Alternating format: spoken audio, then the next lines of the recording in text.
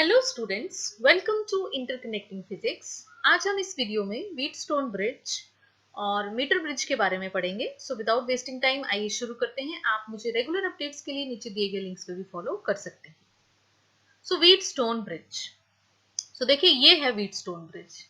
तो इसमें देखिए क्या है, ए बी सी डी, ये देखिए ना, ये जो नजर आ रहा है आपको, इसमें 4 आर्म्स हैं। ठीक है, A B C D D A, और ये एक क्वाड्रिलेटरल की फॉर्म में है। ठीक है, अब देखिए इसमें ए बी एक रेजिस्टेंस है P, बी सी एक रेजिस्टेंस है Q, ए डी एक रेजिस्टेंस है R। अब देखिए R ऐसे बना है तो ये कौन सा है, वेरिएबल रेजिस्टेंस, मींस इसकी रेजिस्टेंस हम चेंज कर सकते हैं। ये हमारे हाथ पे है, ये हम पे डिपेंड करता है कि हमने इसका रेजिस्टेंस चेंज करना है।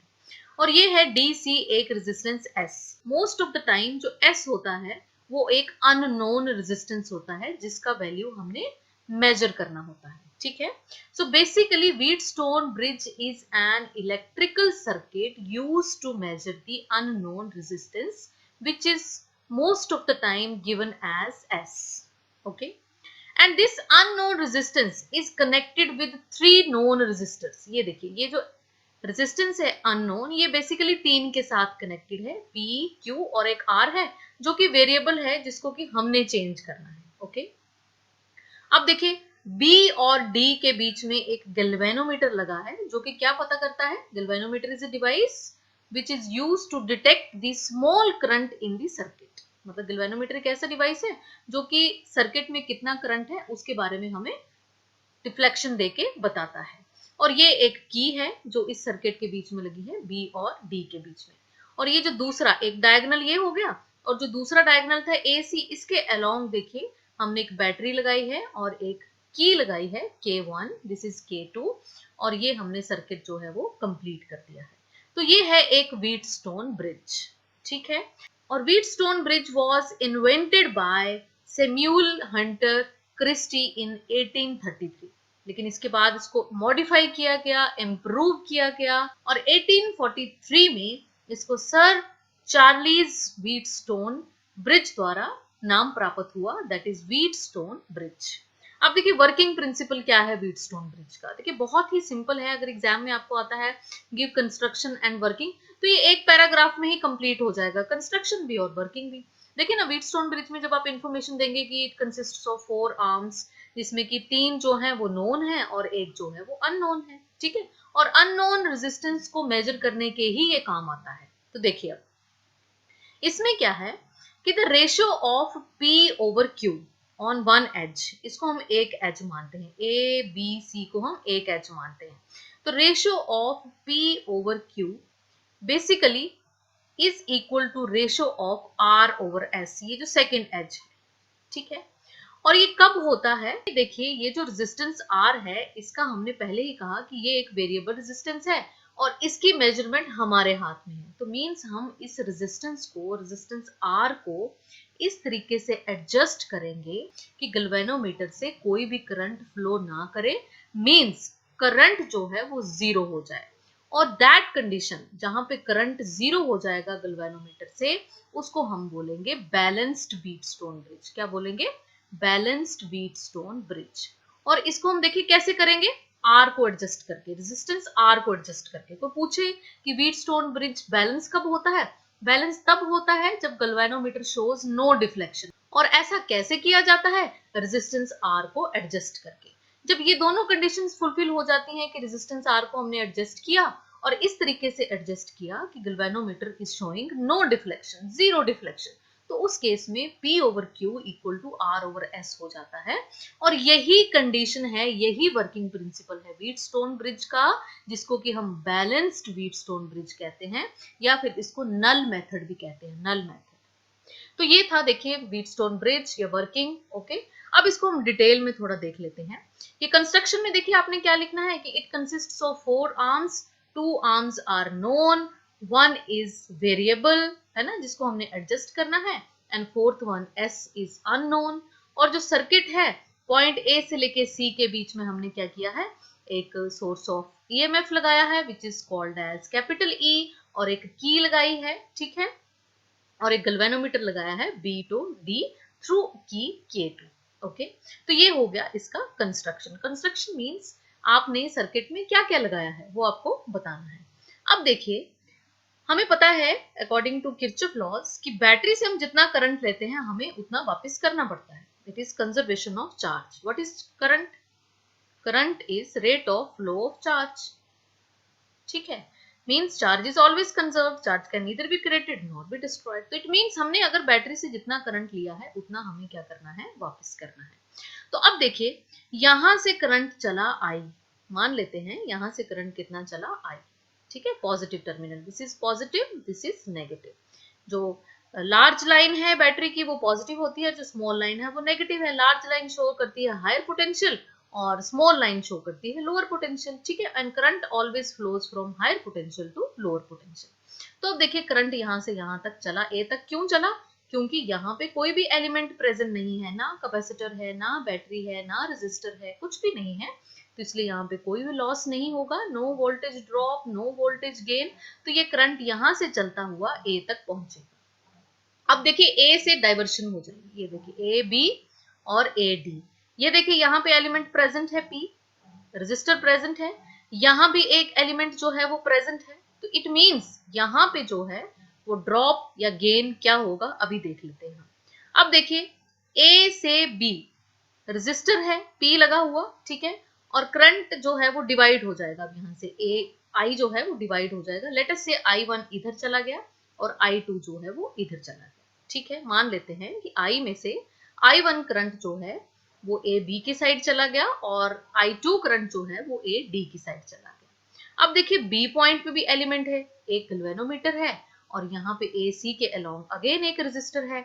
इट मींस अब ये जो I1 में से जो करंट है वो IG इधर चला गया और इसमें से जो I3 था वो इधर आ गया, ठीक है। अगेन यहाँ पे करंट जो है वो डिवाइड हो जाएगा क्योंकि यहाँ पे जंक्शन है।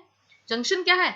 जब तीन या तीन से ज्यादा वायर्स एक साथ मिलती हैं और एलिमेंट्स लगे होते हैं जो करंट डिवाइड हो जाता है। ये भी एक जंक्शन था, ये भी एक जंक्शन है, ठीक है। तो यहाँ पे भी क्या हुआ, देखिए करंट गैल्वेनोमीटर ने इस करंट में से I1 में से IG ले लिया और ये जो Q रेजिस्टर था इसने कितना ले लिया, मान लेते हैं I3, ठीक है। अब चलिए यहाँ आते हैं, यहाँ I2 गया था। अब यहाँ देखिए, यहाँ पे ऑलरेडी IG करंट लिया हुआ है इसने, ठीक है, और यहाँ से D से लेके C तक कितना करंट गया, मान लेते हैं I4। कितना गया? I4। अब देखिए जब भी हम इस सर्किट पे काम करेंगे हम सबसे पहले K1 को कनेक्ट करेंगे, बंद करेंगे, उसके बाद हम K2 को बंद करेंगे, ठीक है। ये स्विच है ना, ये जो की है ये स्विच की तरह काम करती है। पहले हम ये स्विच ऑन करेंगे, उसके बाद ये स्विच ऑन करेंगे, ठीक है। सबसे पहले ये, उसके बाद ये। अब देखिए फिर से एक बार रिपीट करते हैं कि यहाँ पे जंक्शन है, जंक्शन में जो है ये एक एलिमेंट लगा है रेजिस्टर, यहाँ पे भी एक एलिमेंट है। तो I में से करंट I1 यहाँ चला गया, करंट I2 यहाँ चला गया। Again B point is a junction, again elements देखिए प्रेजेंट है, एक रेजिस्टर यहाँ है, यहाँ गैल्वेनोमीटर है, इसका भी कुछ रेजिस्टेंस रहा होगा। तो इस I1 में से IG जो है वो गैल्वेनोमीटर ने ले लिया और I3 जो है वो रेजिस्टर Q ने ले लिया, ठीक है। और यहाँ पे देखिए IG तो ऑलरेडी लिया हुआ है, तो पॉइंट डी पे जो ये एलिमेंट है S रेजिस्टर, इसने कितना ले लिया, I4। अब देखिए यहाँ पे आके अगेन करंट कितना हो जाएगा, I, ठीक है। यहाँ पे जितना भी करंट आएगा कितना आएगा, I3 प्लस I4 कितना हो जाएगा, I के इक्वल। मतलब जितना करंट हमने लिया है हमने उतना ही करंट जो है वो वापस कर दिया। तो मींस कंजर्वेशन ऑफ चार्ज जो है वो यहाँ पे वैलिड रहा, ठीक है। तो चलिए उसके बाद फिर हमने क्या करना है, the value of R is adjusted in such a way galvanometer जो है वो कोई डिफ्लेक्शन ना दे, ठीक है। हमने क्या करना होता है व्हीटस्टोन ब्रिज में, हमारा मेन काम क्या है, हमने पहले इस की को बंद कर दिया, ठीक है, क्लोज कर दिया, इसको भी बंद कर दिया, ठीक है। तो क्या हुआ, करंट यहाँ से फ्लो हुआ, डिवाइड हुआ, ठीक है, अपनी अपनी आर्म्स पे जितना करंट जाना था गया। उसके बाद हमने आर को इस तरीके से एडजस्ट किया, मींस अगर रेजिस्टेंस को बढ़ाया या हमने घटाया, इस तरीके से एडजस्ट किया कि galvanometer shows no deflection, means जो करंट है IG वो क्या हो जाए, 0, ठीक है। तो गैल्वेनोमीटर डिफ्लेक्शन नहीं देगा। अगर IG 0 हो गया तो galvanometer will give no deflection. That means कि पॉइंट बी और पॉइंट डी पे पोटेंशियल कितना हो गया, सेम। क्योंकि देखिए ना करंट कैसे फ्लो करता है, higher potential to lower potential, higher to low current, ठीक है ना। अब जब पोटेंशियल ही सेम हो गया, मींस यहाँ पे भी 2 वोल्ट मान लेते हैं, यहाँ पे भी 2 वोल्ट मान लेते हैं, तो फिर तो कोई भी करंट फ्लो नहीं करेगा। मींस दोनों पॉइंट बी और पॉइंट डी क्या हो गए, सेम पोटेंशियल पे, और करंट थ्रू गैल्वेनोमीटर क्या हो गया, 0। ओके, अब देखिए आगे हम किरचॉफ लॉ लगाएंगे इस सर्किट पे। चलिए लगाते हैं। पहले हम करंट लॉ लगाएंगे, means junction law, that is number of currents coming is equal to number of currents leaving that point. ऐसा ही होता है। चलिए पॉइंट ए पे देख लेते हैं। पॉइंट ए पे आई करंट आया और I1 जो है ए बी की साइड चला गया, I2 जो है वो डी की साइड चला गया। क्यों? क्योंकि यहाँ पे एलिमेंट्स प्रेजेंट है, रेजिस्टेंस प्रेजेंट है, कोई ना कोई पोटेंशियल ड्रॉप या गेन रहा होगा, वो हमें किरचॉफ लूप लॉ लगाने पर ही पता चलेगा। चलिए ए पे हम जंक्शन लॉ लगाते हैं। तो I equal to I1 plus I2 means current coming, कौन सा, I equal to currents leaving, कितने लीव कर रहे हैं, I1 और I2, सो I1 प्लस I2। ठीक है, अब पॉइंट बी पे देखिए, यहाँ पॉइंट बी है। अब बी पे देखिए I1 करंट जो है वो यहाँ पे आ रहा है, I3 और IG इस जंक्शन को छोड़ रहे हैं, है ना। I1 आ रहा है, I3 और IG जा रहे हैं। So number of currents coming equal to sum of the currents leaving. So कितना आ रहा है, I1 which is equal to कितना जा रहा है, IG प्लस I3। ये देखिए ये हो गया। अब देखिए एट पॉइंट डी पे देखिए, एट पॉइंट डी पे I2 आ रहा है, IG आ रहा है। ठीक है, अगर हम इसको बंद कर दें ये तब की बात है। ठीक है, I2 आ रहा है डी पे, IG भी आ रहा है और I4 यहां से जा रहा है। ठीक है, that means number of currents entering I2 plus IG is equal to number of currents leaving that point। So I4 is leaving। चलिए ये हो गया। अब रह गया पॉइंट सी। अब देखिए पॉइंट सी पे I3 plus I4 equal to I, क्योंकि I3 आ रहा है, I4 आ रहा है और I जा रहा है। So I3 plus I4 equal to I। तो ये थे किरचॉफ करंट लॉ जो हमने इन चारों जंक्शंस पे लगा दिए। ठीक है, अब लगाते हैं, let us apply Kirchhoff's loop law in the loop A B D A. चलिए लगाते हैं। चलिए ये वाला लूप कंसीडर करते हैं, ए बी डी ए, ये वाला देखिए, ए बी डी ए, ऐसे ए से बी से डी से ए। ठीक है, इसको बंद कर लेते हैं। पहले हमने ये बंद करना है, उसके बाद हमने ये बंद करना है। चलिए, हमें पता है किरचॉफ्स लूप लॉ क्या कहती है कि summation of potential, total potential difference in the circuit is equal to 0। ठीक है, algebraic sum of potential difference across the loop is equal to 0। चलिए देखिए, ए टू बी देखिए, रेजिस्टेंस प्रेजेंट है P, I1 प्रेजेंट है current, और according to Ohm's law कितना होता है potential, V equal to IR। ठीक है, तो अब देखिए हम जा रहे हैं A to B, means current is flowing from A to B। ठीक है, और रेजिस्टेंस भी उसी रास्ते में है। देखिए करंट भी उसी रास्ते में जा रहा है और रेजिस्टेंस भी उसी रास्ते में है। ठीक है ना, आप देख रहे हैं हम कहाँ जा रहे हैं, A टू B, करंट भी उसी रास्ते से जा रहा है। ठीक है, हमने सिर्फ क्या देखना होता है किरचॉफ लॉ में, अपना रास्ता, पाथ। हमें पाथ देखना है, हमें क्या देखना है, पाथ। हमें करंट को बॉदर नहीं करना, हम करंट को बाद में देखेंगे कि वो हमारे रास्ते में जा रहा है या हमारे से ऑपोजिट जा रहा है। तो अब देखिए हम जा रहे हैं A टू B, क्योंकि हमारा लूप क्या है, A B D A, वो हमने खुद डिसाइड किया है। तो we are going from A to B, तो करंट भी उसी रास्ते से जा रहा है। इट मीन्स यहाँ पे पोटेंशियल ड्रॉप होगा। क्यों होगा, देखिए क्योंकि हमें पता है करंट कैसे फ्लो करता है, positive terminal to negative terminal. अगर यहाँ कहीं हम एक फिक्टिशियस सेल मान लें तो ये पॉजिटिव ये negative, means positive to negative जा रहा है करंट। तो जब हम पॉजिटिव टू नेगेटिव जाते हैं तो क्या होता है, ड्रॉप।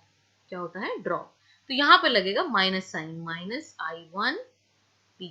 ठीक है, क्योंकि according to Kirchhoff loop law जिस साइड हम जाते हैं करंट भी अगर उसी साइड है तो पोटेंशियल ड्रॉप होता है, मींस माइनस साइन लगता है। ठीक है, अगर आपको किरचॉफ लॉ फिर से समझनी है तो आप आई बटन पे हिट करिए और एक बार फिर से समझ के दोबारा यहाँ आइए कि किरचॉफ जंक्शन लॉ या लूप लॉ क्या होती है। अब देखिए बी टू डी चलते हैं। अब बी टू डी हम जा रहे हैं और करंट भी वहीं जा रहा है, IG। ये देखिए बी टू डी हम चले, करंट भी उसी डायरेक्शन में, अगेन पोटेंशियल ड्रॉप और माइनस आएगा IG, और साथ में ये रेजिस्टेंस G। गैल्वेनोमीटर की रेजिस्टेंस हम बेसिकली G ही लेते हैं। ठीक है, अब देखिए हम चले D टू A, क्योंकि लूप कंप्लीट करनी है। A टू B हो गया, B टू D हो गया। अब चलते हैं D टू A। अब D टू A देखिए, हम जा रहे हैं D टू A और करंट हमसे अपोजिट है। हम जा रहे हैं D टू A और करंट हमसे अपोजिट है। देखिए करंट A टू D है, दैट मीन्स यहाँ पे आएगा plus sign, plus I2 into R equal to 0। तो ये हो गई हमारे पास इक्वेशन नंबर 1। अब लेते हैं दूसरा loop, that is BCDB। BCDB ये वाला, B to C, C to D, D to B। चलिए B टू C, हम जा रहे हैं B टू C, करंट भी उसी डायरेक्शन में है और हमारी डायरेक्शन में अगर करंट हो तो हम माइनस लेते हैं। So minus I3 into resistance कितनी है Q, पोटेंशियल ड्रॉप। अब हम जा रहे हैं C टू D, हम जा रहे हैं C to D, current opposite है, करंट D टू C है, तो यहाँ पे हम लेंगे प्लस। क्यों लेंगे, देखिए ना करंट जा रहा है पॉजिटिव टू नेगेटिव, ये देखिए पॉजिटिव टू नेगेटिव, और हम जा रहे हैं C टू D, तो मीन्स हम नेगेटिव टू पॉजिटिव जा रहे हैं, मीन्स हम कुछ गेन कर रहे हैं। ठीक है, करंट हमसे अपोजिट है तो हम लेंगे प्लस साइन। ठीक है, सिंपल सी बात याद रखिए कि जिस रास्ते हम जाते हैं अगर करंट सेम डायरेक्शन में हो हमारी तो नेगेटिव साइन, करंट हमसे अपोजिट हो तो पॉजिटिव साइन। तो क्या लेंगे, I4 इंटू S। ठीक है, अब D टू B, हम जा रहे हैं D टू B, करंट आ रहा है B टू D। ठीक है, हम D टू B जा रहे हैं, करंट ऐसे है, तो मीन्स यहाँ पे भी क्या लगेगा, positive sign, that is IG into G equal to 0। अब देखिए I3 की वैल्यू पुट कर लेते हैं यहाँ से, ये देखिए I3 है ना, यहाँ पे I3 की वैल्यू कितनी आएगी, I1 माइनस IG। तो ये हमने यहाँ पे पुट कर दी, किसकी, I3 की वैल्यू। अब देखिए I4 की वैल्यू क्या है, देखिए ये देखिए I4 की वैल्यू I2 प्लस IG कितनी है, I2 प्लस IG, तो यहाँ पुट कर दी हमने I2 प्लस IG यहाँ पे। ठीक है, फिर IG into G equal to 0। So this is equation number 2। अब हम क्या करेंगे, अब हम R को इस तरीके से एडजस्ट करेंगे कि गैल्वेनोमीटर शोज नो डिफ्लेक्शन। यही काम है ना हमारा व्हीटस्टोन ब्रिज में, कि R एक वेरिएबल रेजिस्टेंस है, वेरिएबल रेजिस्टेंस जिसको हम चेंज कर सकते हैं। तो हमने मे भी एक रियोस्टेट की फॉर्म में हो या फिर एक ये रेजिस्टेंस बॉक्स हो, है ना, जैसा भी हो, हमने इसको चेंज करना है और इस तब तक चेंज करते रहना है जब तक कि गैल्वेनोमीटर कितनी डिफ्लेक्शन दे, 0। गैल्वेनोमीटर कितनी डिफ्लेक्शन दे, 0। तो जब 0 डिफ्लेक्शन आ जाएगी that means no current is flowing through the galvanometer, और हम इन दोनों इक्वेशंस में IG को क्या कर देंगे, 0 कर देंगे। ठीक है, जब ये वैल्यू आ जाएगी हम R को एडजस्ट करते जाएंगे। ठीक है, कम करनी है या ज्यादा करनी है तब तक करते जाना है जब तक कि IG कितना हो जाए, 0। मीन्स कैसे पता चलेगा, गैल्वेनोमीटर जो है वो डिफ्लेक्शन ही नहीं देगा, नीडल उसकी हिलेगी नहीं। ठीक है, वो 0 पर ही रहेगी, तो हमें समझ आ जाएगा कि यहाँ पे अब करंट क्या हो गया है, 0। और हम इन दोनों इक्वेशंस में IG को 0 पुट कर देंगे। चलिए कर लेते हैं। अब देखिए R को एडजस्ट कर दिया, IG 0 हो गया, that means potential at B equal to potential at D। So no current is flowing through the galvanometer, so IG हम 0 पुट कर देंगे इन दोनों इक्वेशंस में। देखिए यहाँ पुट कर देंगे तो ये 0 हो जाएगा, और क्या इक्वेशन रहेगी, minus I1P plus I2R equal to 0। ठीक है, यहाँ पे देखिए IG पुट कर देंगे तो माइनस I1Q रह जाएगा, यहाँ पे 0 हो गया तो प्लस I2S हो गया, यहाँ पे 0 हो गया, ये भी 0 हो गया, इक्वल टू 0। सो ये दो इक्वेशंस आएंगी हमारे पास, और हमने ये दो इक्वेशन जो है वो यहाँ लिख ली, एक ये और एक हमने लिख ली ये। अब देखिए यहाँ से क्या आएगा, minus I1P equal to minus I2R।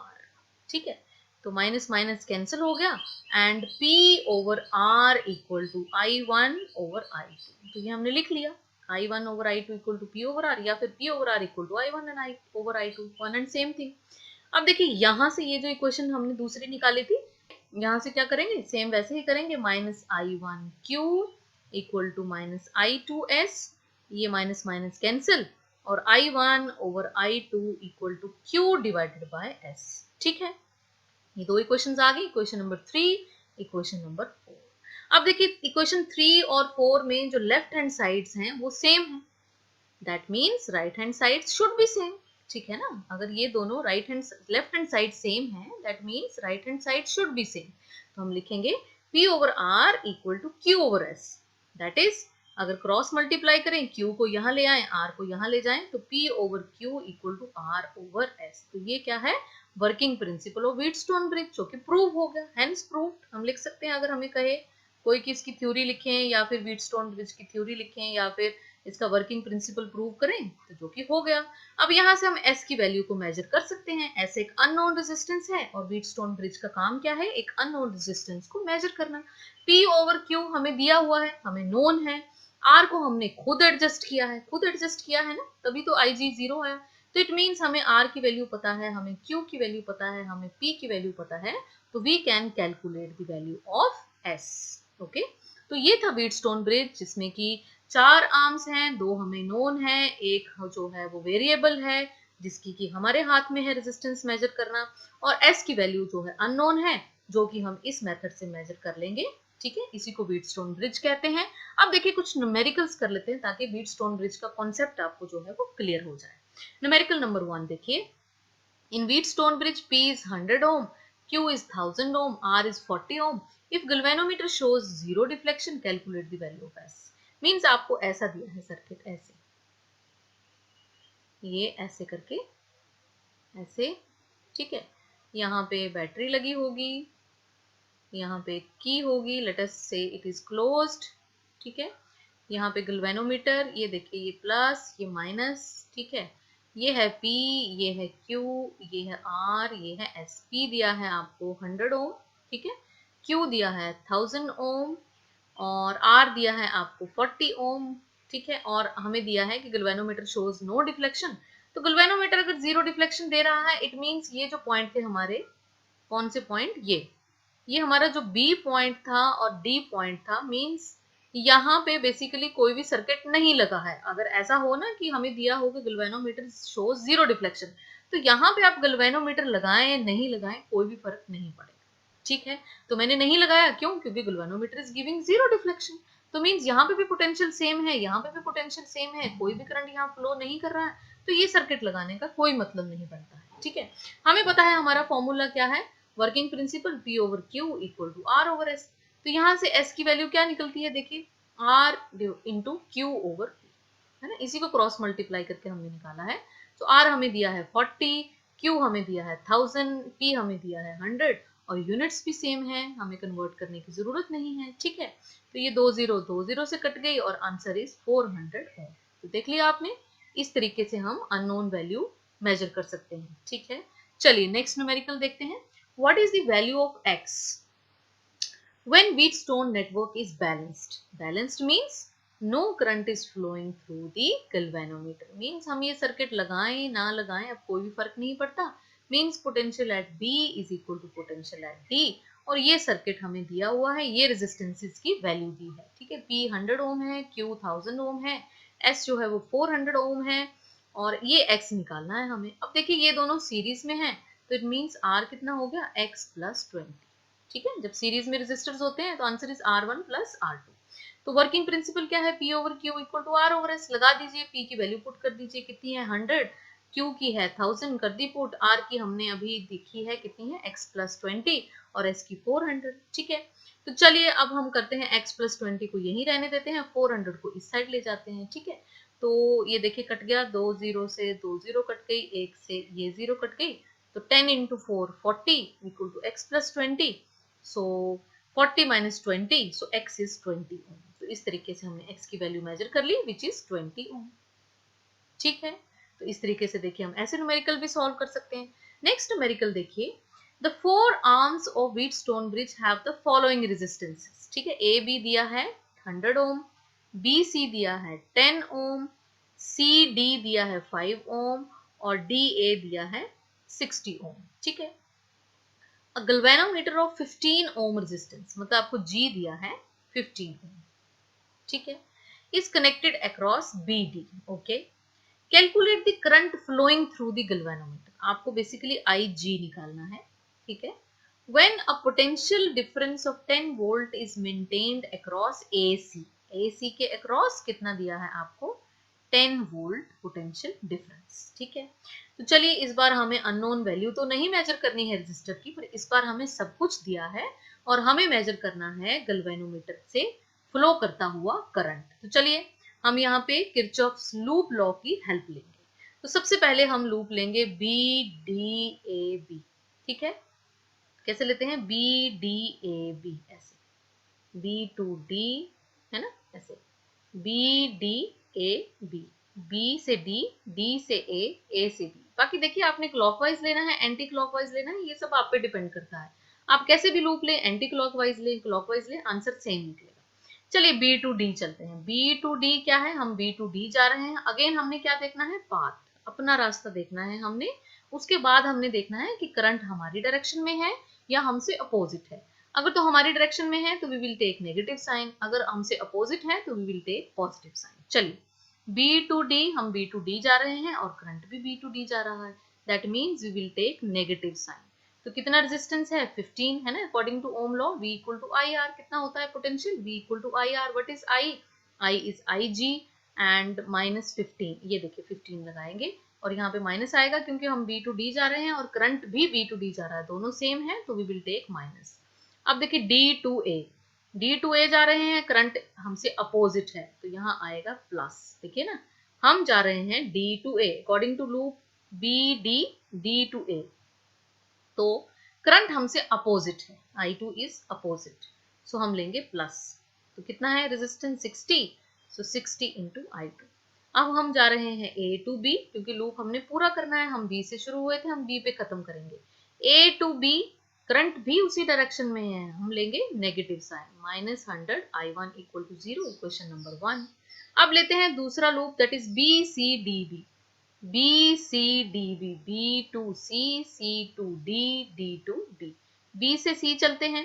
अब देखिए यहाँ पे करंट I, ये डायग्राम आपको गिवन है, यहाँ से करंट I चला, I1 इधर चला गया, I2 इधर, IG इसने ले लिया और इसमें से कितना बचा?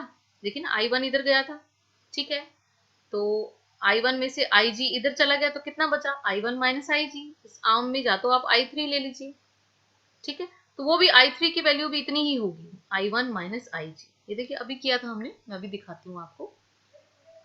ये देखिए हमने बी जंक्शन में क्या किया था? I1 equal to IG plus I3, means current coming equal to number of currents leaving, तो I1 equal to I3 plus IG, ठीक है।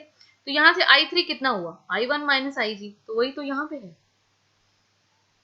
ये देखिए। या तो आप इसको I3 मान लीजिए या फिर सिंपल लिखिए कि I1 में से IG इधर चला गया तो कितना रहा? I1 माइनस IG, ठीक है। यहाँ पे देखिए, यहाँ पे कितना गया? IG यहाँ पे आ रहा है, I2 भी यहाँ पे आ रहा है, मीन्स दोनों करंट ऐड हो गए और यहाँ पे कितना गया? I2 प्लस IG, ठीक है, ये आपको गिवन है। तो अब देखिए B to C, करंट भी सेम डायरेक्शन में और हम भी उसी डायरेक्शन में, तो आएगा minus, so minus I1 minus IG into 10 ओम इसका रेजिस्टेंस है, ठीक है। अब हम जा रहे हैं C to D, करंट हमसे अपोजिट है, हम लेंगे plus sign, so plus I2 plus IG और रेजिस्टेंस है 5। अब हम जा रहे हैं D to B, हम जा रहे हैं D to B, current opposite है हमसे, करंट B to D है, ठीक है, हम D से B जा रहे हैं, प्लस 15 इंटू, ये देखिए हम जा रहे हैं D to B और करंट हमसे अपोजिट है, तो हम लेंगे प्लस 15 इंटू IG, ठीक है। चलिए अब इसको सॉल्व कर लेते हैं, माइनस 10 I1, ठीक है, और माइनस माइनस प्लस 10 IG, ठीक है, कितना आया? 10 IG, यहाँ से प्लस 5 IG, ठीक है, आया ना, IG वाली टर्म्स को इकट्ठा कर लेते हैं, प्लस 15 IG, तो कितना आ गया? 15 प्लस 5 20 प्लस 30, तो कितना आ गया टोटल? 30 IG और minus 10 I1 plus 30 IG plus 5 I2, ये वाला, ठीक है। इसको सॉल्व करिए, IG वाली अलग कर लीजिए, आप ही कॉपी पेन लीजिए, साथ साथ सॉल्व करिए। सो दिस इज इक्वेशन नंबर 2। अब लगाएंगे थर्ड लूप, देखिए थर्ड लूप कौन सा है? ADCA, ये देखिए ADCA, ये देखिए ये वाला लूप ADC to A, ठीक है, इस पे लगाते हैं लूप। हम जाएंगे A to D, करंट भी उसी डायरेक्शन में, हम लेंगे माइनस 60 रेजिस्टेंस और I2, ठीक है। फिर उसके बाद हम गए D to C, करंट भी उसी डायरेक्शन में है, I2 प्लस IG, लेकिन लगेगा माइनस क्योंकि करंट और हमारा जाने का रास्ता सेम है, so minus I2 plus IG into 5 ohm is the resistance. अब हम जाएंगे C to A, देखिए नेगेटिव टू पॉजिटिव जा रहे हैं हम, ठीक है ना। बैटरी के केस में कैसा होता है, अगर हम पॉजिटिव से नेगेटिव जाते हैं तो मीन्स हम पॉजिटिव से नेगेटिव जा रहे हैं, मीन्स हम कुछ लूज कर रहे हैं, कुछ खो रहे हैं हम, तो नेगेटिव आएगा पोटेंशियल ड्रॉप, ठीक है। अगर हम जा रहे हैं नेगेटिव टू पॉजिटिव तो मीन्स हम गेन कर रहे हैं कुछ, तो आएगा +10, ठीक है, +10 आएगा क्योंकि we are going from negative to positive, so +10 equal to 0। तो ये 3 इक्वेशन देखिए हमारे पास आ गई। अब हम इन तीनों इक्वेशंस को सॉल्व करेंगे, ठीक है। चलिए हम सॉल्व कर लेते हैं। कैसे सॉल्व करेंगे हम? सॉल्विंग इक्वेशन 1 एंड 2, ये देखिए इक्वेशन 1 है, इक्वेशन 2 है। हम क्या करेंगे, यहां से हम कोई एक फैक्टर जो है उसको खत्म कर देंगे। चलिए ये 100i1 है ना, -100i1, इस इक्वेशन को भी 10 से मल्टीप्लाई अगर हम करें तो 10 इंटू 10 कितना आ जाएगा, 100, ठीक है, आ जाएगा 100। तो हम क्या करेंगे, यहाँ पे हम साइन चेंज करेंगे, प्लस माइनस माइनस, तो ये कैंसिल हो गया। +60 इंटू -50 कितना आएगा, +60 -50 +10i2, -15 -300 -315 ig = 0। सो अगर हम इसको 5 से करें तो 2 5s are 10 and 63 5s are 315, ठीक है, ये आएगा। तो i2 की वैल्यू कितनी आ गई, 63 डिवाइडेड बाय 2 ig, ठीक है। इसको हम इक्वेशन नंबर 3 में सॉल्व कर लेते हैं, इसको हम इक्वेशन नंबर 3 में पुट कर लेते हैं। ये देखिए यहाँ पे, तो हमने i2 की वैल्यू को यहाँ पे पुट कर दिया। ये देखिए अब क्या आ गया, ig की वैल्यू आ जाएगी, ठीक है। तो इसको हमने मल्टीप्लाई किया और 2 को हम यहाँ ले गए, 2 5s are 10, 2 10s are 20 और इन दोनों को मल्टीप्लाई कर लिया, ठीक है। अब देखिए ये 4095 ig माइनस 10 ig ये दोनों ऐड हो जाएंगे, माइनस का साइन आएगा, +20 = 0 और ig की वैल्यू यहाँ से आई है 4.9 मिली एम्पियर, ठीक है। तो इस तरीके से हम करंट भी मेजर कर सकते हैं यूजिंग व्हीटस्टोन ब्रिज। चलिए आगे देखिए। अब हम करेंगे बच्चों मीटर ब्रिज, ठीक है। इसको स्लाइड वायर ब्रिज भी कहते हैं। और मोस्टली फिजिक्स लैब में जब हमें अननोन रेजिस्टेंस को मेजर करना होता है तो हम किसका यूज करते हैं, मीटर ब्रिज का, ठीक है। Metre bridge is basically practical form of Wheatstone bridge. क्या है ये, practical form of Wheatstone bridge, practical form of Wheatstone bridge. हम फिजिक्स लैब में अननोन रेजिस्टेंस को मेजर करने के लिए मीटर ब्रिज का यूज करते हैं। और ये देखिए ये व्हीटस्टोन ब्रिज है, ये मीटर ब्रिज है। अभी मैं आपको दिखाती हूँ कि ये basically metre bridge basically Wheatstone bridge ही है, लेकिन एक सिंप्लीफाइड फॉर्म है। सिंप्लीफाइड फॉर्म मींस आपको आसान तरीका दिया गया है फिजिक्स लैब में एक अननोन रेजिस्टेंस को मेजर करने का, ठीक है। सो बेसिकली मीटर ब्रिज क्या है फिर, metre bridge is an instrument that works on the principle of Wheatstone bridge। ये उसी प्रिंसिपल पे काम करता है। और Wheatstone bridge का क्या प्रिंसिपल था, P/Q = R/S, ये भी उसी प्रिंसिपल पे काम करता है। and it is used to measure the unknown resistance of a conducting wire। और ये भी unknown resistance को मेजर करने के ही काम आता है, but it is simplified form। आपको आसान तरीका दिया गया है, आपको एक आसान रूप दिया गया है Wheatstone bridge का, कहाँ पे, फिजिक्स लेबोरेटरी में, ठीक है। चलिए देखिए ये कैसा होता है। ये देखिए यहाँ पे ये कॉपर स्ट्रिप्स हैं एल शेप की, ये देखिए, ये देखिए 1 2 और एक सेंटर में है कॉपर स्ट्रिप, ये देखिए, ठीक है। ये दोनों जो गैप्स बने यहाँ पे, ये हमने क्यों लिया है, देखिए एक कॉपर स्ट्रिप, दूसरा कॉपर स्ट्रिप, ठीक है। क्या है ये, कॉपर स्ट्रिप्स, जिनका की रेजिस्टेंस जो है वो नेग्लिजिबली स्मॉल है। क्या है, नेग्लिजिबली स्मॉल, ठीक है। ये एक सेंटर में भी कॉपर स्ट्रिप है। तो देखिए ये कॉपर स्ट्रिप, ये कॉपर स्ट्रिप, ये कॉपर स्ट्रिप, तो यहाँ पे दो गैप बन गए। गैप नजर आ रहे हैं ना आपको, ये देखिए गैप, ठीक है। तो हमने क्या किया, इस गैप पे क्या लगा दिया, एक रेजिस्टेंस बॉक्स। क्या लगा दिया, resistance box. Resistance box means variable resistance, variable resistance, जिसकी की रेजिस्टेंस हम कम या ज्यादा अपने अकॉर्डिंग कर सकते हैं, ठीक है। ये लगा दिया हमने एक रेजिस्टेंस S जो कि अननोन है। क्या है, अननोन है, ठीक है। अब देखिए पॉइंट, सपोज अगर पॉइंट ये A है तो यहां पे हमने लगा देना है एक बैटरी और साथ में एक की। और यहां पे देखिए A to C एक वायर लगी होती है, वायर, ठीक है। और इस वायर की जो लेंथ होती है वो होती है 1 मीटर, इसलिए इसको कहा जाता है मीटर ब्रिज। क्यों, क्योंकि इसमें जो वायर लगी होती है उसकी लेंथ कितनी होती है, 1 मीटर। और इस वायर का मटेरियल देखिए क्या होता है, या तो ये मैंगनीन की बनी होती है, मैंगनीन, या फिर कॉन्स्टेंट की, कॉन्स, ठीक है। अब ये दोनों मटेरियल की वायर ही क्यों होती है, ये पेपर में क्वेश्चन आता है कि why the wire of metre bridge is made up of manganese और कांस्टेंट। देखिए क्यों, क्योंकि ये जो दो मटेरियल्स हैं ये बेसिकली एलॉयज हैं, मेटल एलॉयज, मेटल एलॉयज। और हमें पता है मेटल्स का जो अल्फा होता है, alpha, what is alpha? Alpha is temperature coefficient of resistance, temperature coefficient of resistance. ठीक है, तो अल्फा जो है वो मेटल्स के लिए क्या होता है? पॉजिटिव। पॉजिटिव मींस जैसे जैसे टेम्परेचर बढ़ता है वैसे वैसे रेजिस्टेंस जो है वो इंक्रीज होता है। ठीक है, जैसे जैसे टेम्परेचर बढ़ता है वैसे वैसे रेजिस्टेंस मेटल का इंक्रीज होता है, कंडक्टर का इंक्रीज होता है। देखिए इन दोनों मटेरियल्स का, मैंगनीज और कांस्टेंट का भी अल्फा पॉजिटिव होता है लेकिन लेस पॉजिटिव होता है। क्या होता है? Less positive. ठीक है, इन दोनों मटेरियल्स के लिए अल्फा क्या होता है? Less positive. ठीक है, ये दोनों भी मेटल एलॉयज हैं। मेटल्स के लिए पॉजिटिव होता है, large positive means if temperature increases resistance of conductor increases. But in दोनों मटेरियल्स के लिए होता तो पॉजिटिव है but less positive. Less positive का मतलब कि टेम्परेचर तो इंक्रीज हो रहा है पर रेजिस्टेंस जो है वो नेग्लिजिबली इंक्रीज हो रहा है, नेग्लिजिबली मीन जिसको कि हम जो है वो इग्नोर कर सकते हैं। नेग्लिजिबली इंक्रीज मतलब बहुत स्मॉल क्वांटिटी में रेजिस्टेंस इंक्रीज होता है टेम्परेचर इंक्रीज होने के साथ। ठीक है, तो उसको हम जो है वो नेग्लिजिबली इग्नोर कर देते हैं। क्यों इग्नोर कर देते हैं? देखिए क्योंकि जैसे जैसे हम एक्सपेरिमेंट करेंगे करंट आएगा सर्किट में, करंट आएगा सर्किट में ना। ठीक है, करंट के आने से हीटिंग इफेक्ट बढ़ेगा, हीट आएगी सर्किट में, तो उस हीटिंग इफेक्ट से, उस टेम्परेचर के इंक्रीज होने से इस वायर का रेजिस्टेंस इंक्रीज हो सकता है। तो अगर इस वायर का रेजिस्टेंस इंक्रीज हो गया तो हमारी तो पूरी रीडिंग्स में जो है वो गड़बड़ हो जाएगी। हम जो है अकॉर्डिंगली जो वैल्यू है एस की वो नहीं निकाल पाएंगे क्योंकि हीटिंग इफेक्ट से इस वायर का, जो गिवन वायर थी, उसी का रेजिस्टेंस इंक्रीज हो गया। तो इसलिए हमें ऐसा मटेरियल लेना होता है जिसका टेम्परेचर के साथ रेजिस्टेंस नेग्लिजिबली इंक्रीज हो, मींस ना के बराबर इंक्रीज हो।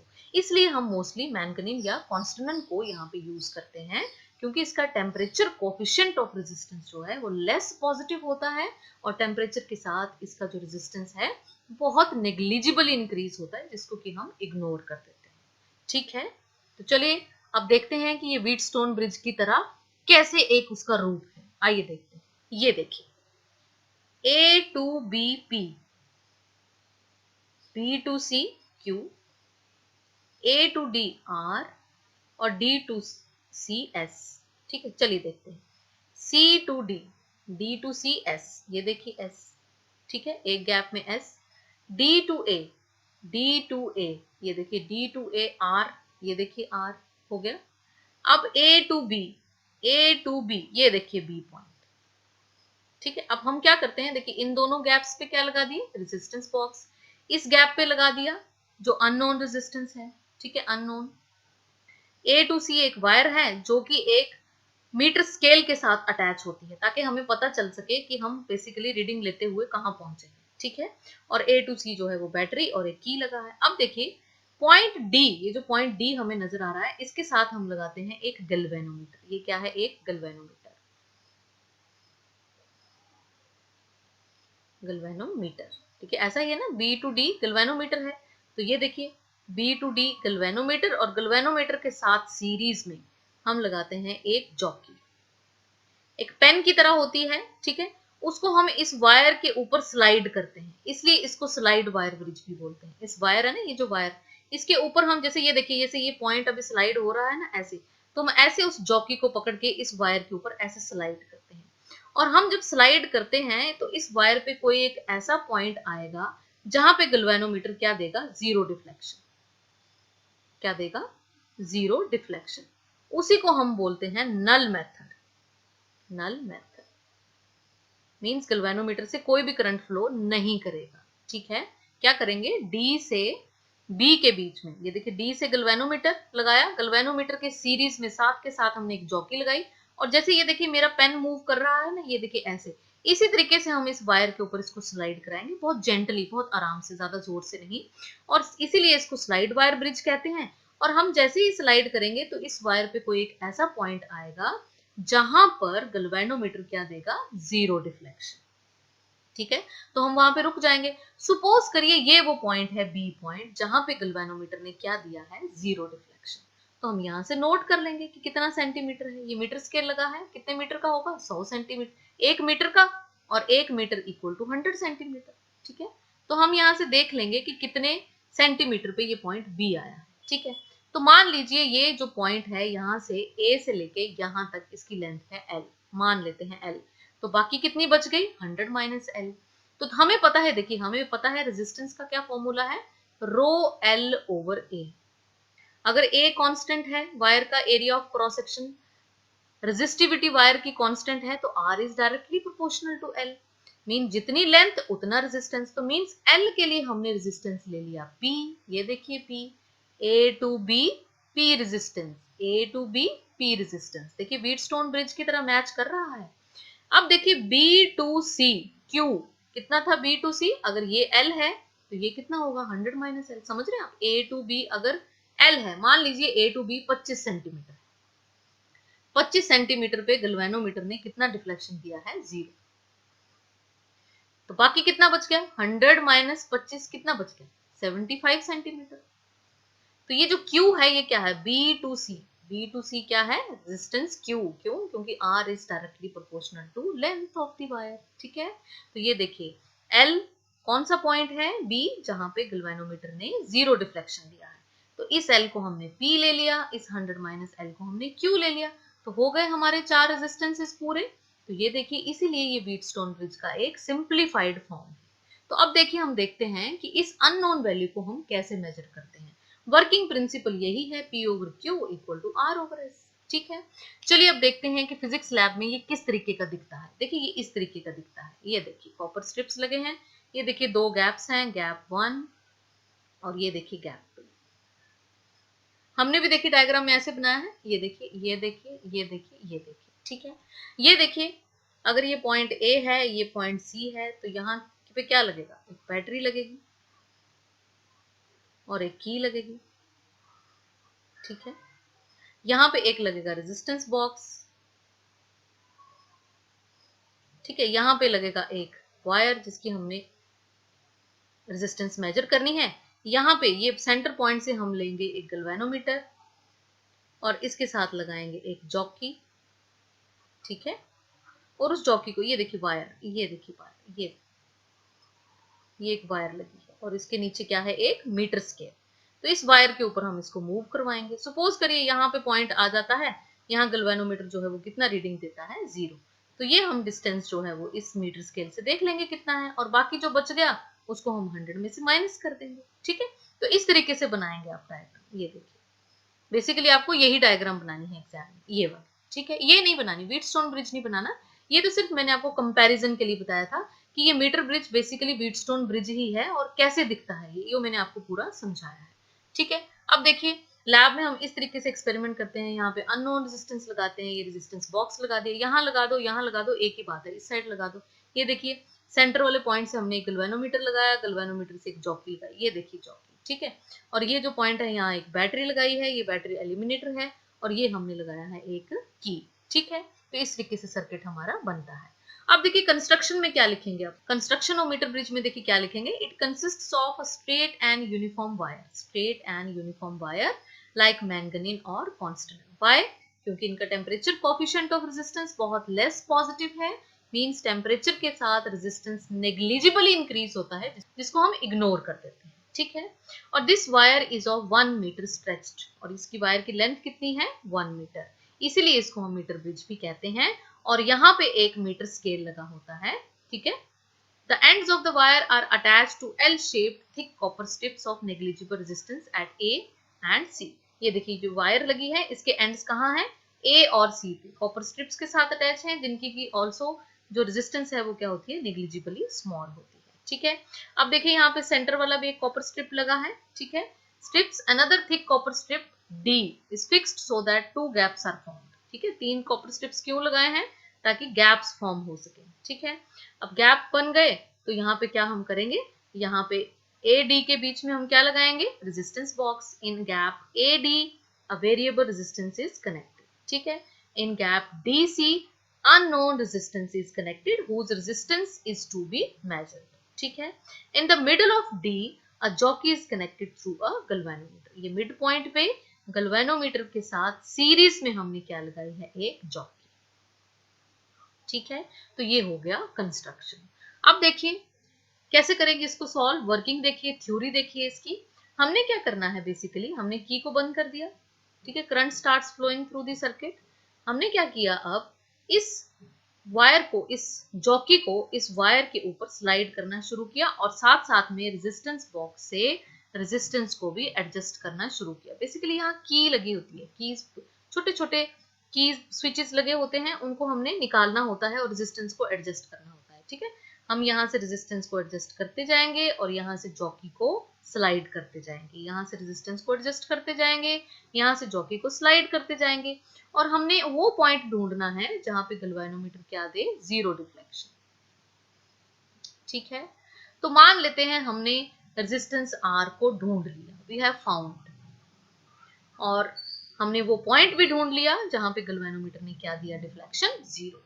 Late us say that length is L, so AB is equal to L, ठीक है। Jockey is moved over the wire until galvanometer shows zero deflection or null deflection, और ये कैसे होगा, क्योंकि आपको R को भी साथ साथ में एडजस्ट करना है, तभी होगा ना। बेसिकली R एडजस्ट कर रहे हैं आप, तभी तो जॉकी के साथ कहीं पे स्लाइड करने से गल्वेनोमीटर ने जीरो डिफ्लेक्शन दिया है, ठीक है। तो देखिए अब क्या करेंगे हम, point B is that point where galvanometer shows no deflection. मान लेते हैं कि पॉइंट B एक ऐसा पॉइंट है जहां पे गल्वेनोमीटर ने जीरो डिफ्लेक्शन दिया है। So AB is L and BC is 100 minus L, ठीक है। अब हमें पता है resistance rho L over A होता है। Since resistance across L and 100 minus L will be P equal to rho L over A, ऐसे आएगा ना, P, ये जो P है it will be rho L over A and Q equal to rho 100 minus L over A, है ना। यहाँ पे L कितना है, 100 माइनस L, यही आएगा ना इस फॉर्मूला के according, rho L over A and Q is rho 100 minus L over A। हमें पता है प्रिंसिपल क्या है, we know P over Q equal to R over S, तो हम ये वैल्यूज जो है वो यहाँ पे सब्स्टिट्यूट करते हैं। चलिए सब्स्टिट्यूट करते हैं।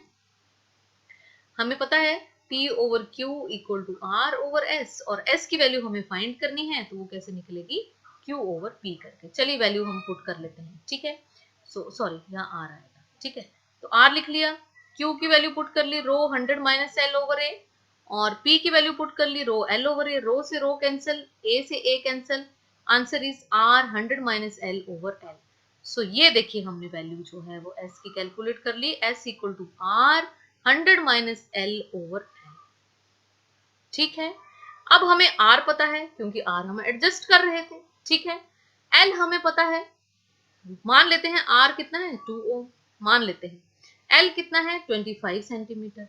तो 100 माइनस L देखिए कितना आएगा, 100 माइनस 25 विच इज 75 सेंटीमीटर। तो चलिए वैल्यू पुट करेंगे, ये देखिए वैल्यू पुट कर लेते हैं। R कितना है, 2, और 100 minus L is 75 and L is 25। तो इस तरीके से हम S की वैल्यू को ओम्स में मेजर कर सकते हैं, ठीक है। सो this is simplified form of Wheatstone bridge, जिसमें कि हम वायर पे जॉकी को स्लाइड करके और R को एडजस्ट करके एक ऐसा पॉइंट ढूंढते हैं जहां पे गल्वेनोमीटर क्या देता है, डिफ्लेक्शन जीरो। L की वैल्यू हमें पता होती है, R हमने एडजस्ट किया होता है, ये वैल्यू पुट करके हम अननोन रेजिस्टेंस की वैल्यू कैलकुलेट कर लेते हैं। अब देखिए हम मीटर ब्रिज से रेजिस्टिविटी भी पता कर सकते हैं वायर की। ये जो वायर लगाई है ना हमने यहाँ पे, ये देखिए ये वाली वायर, इसकी रेजिस्टिविटी हम पता कर सकते हैं। कैसे पता कर सकते हैं, मैं बताती हूँ आपको। अभी देखिए ये वायर हमने यहाँ से ओपन कर लेनी है, ठीक है। इस वायर को हमने फिर स्ट्रेट करना है, सीधा करना है, ठीक है। इसको सीधा करेंगे, इसकी लेंथ मेजर करेंगे स्केल से, ठीक है।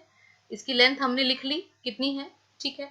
उसके बाद हम स्क्रू गेज से इसका डायमीटर देखेंगे, ठीक। डायमीटर हमने निकाल लिया, रेडियस हम निकाल लेंगे D/2 करके, ठीक है। हमने लेंथ निकाल ली, क्या करना है, हमने इस वायर को खोलना है, इसको अच्छी तरह से स्ट्रेट करना है, इसकी लेंथ निकालनी है और स्क्रू गेज से इसका डायमीटर निकालना है। डायमीटर से हमारे पास क्या आ जाएगा, रेडियस ऑफ द वायर आ जाएगा, ठीक है। तो अब देखिए फॉर्मूला क्या होता है रेजिस्टिविटी का, देखिए S है ना, क्या फॉर्मूला होता है, रो L ओवर A, ये जो वायर है इसी का निकालना है ना S का, तो रो L ओवर A, तो A is pi R square, ठीक है, तो रो कितना आएगा, s into pi R square divided by L.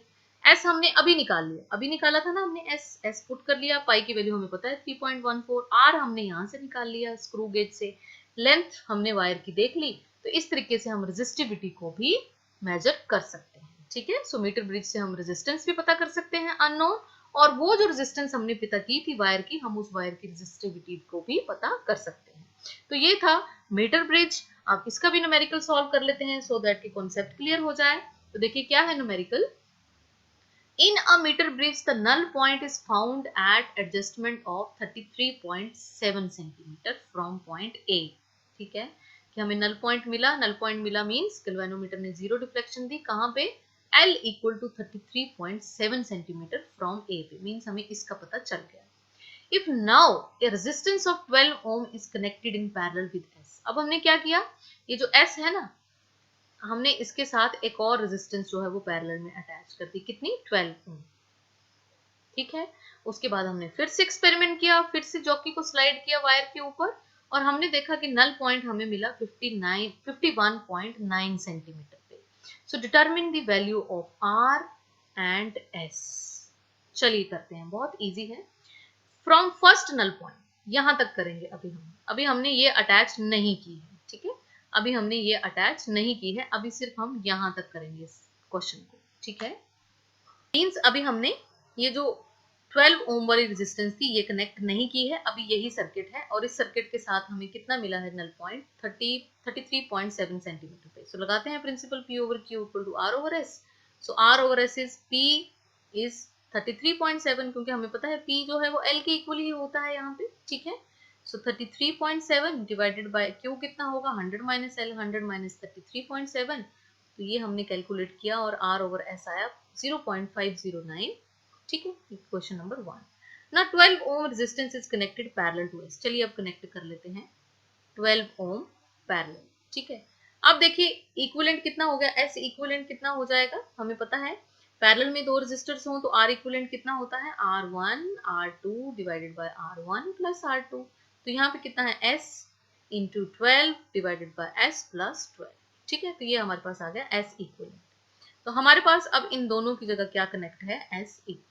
ठीक है, हमें नल पॉइंट कहाँ मिला है, 51.9 सेंटीमीटर पे। सो अगेन यही फॉर्मूला लगाएंगे, R over S equivalent equal to P की वैल्यू 51.9 और Q की वैल्यू 100 माइनस 51.9। S की वैल्यू देखिए आप यहाँ पे पुट कर दीजिए, 12S divided by 12 plus S। ठीक है, S इक्विवेलेंट की वैल्यू यहाँ पुट कर दीजिए। तो ये वैल्यू हमने जब सॉल्व की तो देखिए ये क्या आया, 51.9 ओवर 48.1, 100 माइनस इसको करके। ठीक है, अब देखिए R ओवर S की वैल्यू हमारे पास ऑलरेडी है, ये देखिए इक्वेशन नंबर 1 से R ओवर S की वैल्यू हमने ली 0.509 और ये हमने यहाँ पे पुट कर दी। ये देखिए R ओवर S यहाँ पे भी है ना, तो यहाँ हमने पुट कर दिया।